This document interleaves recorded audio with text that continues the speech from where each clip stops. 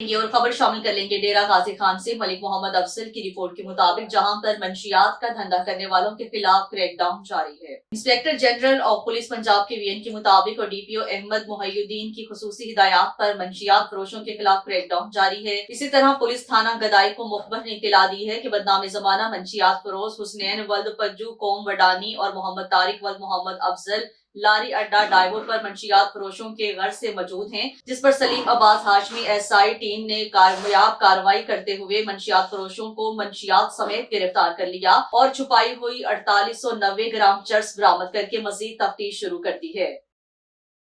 اس حوالے سے مزید تفصیلات جانتے ہیں ایم بی نیوز کے بیورو چیف ملک محمد افضل سے۔ جی ملک محمد افضل، آگاہ کیجیے گا آخر یہ کیا معاشرہ تھا؟ ہاں جی بالکل، میں آپ کو بتاتا چلوں، بین الاقوامی اور صوبائی درجنوں چیک پوسٹوں کے باوجود لاری اڈے پہ نان کسٹم سامان پہنچ رہا ہے۔ لاری اڈا چوکی انچارج سلیم ہاشمی نے بہت بڑی کارروائی کی ہے۔ اسی طرح ٹی پی او محی الدین خان کا کہنا ہے نان کسٹم ایشیا کے اوپر کسی قسم کا کمپرومائز نہیں ہوگا۔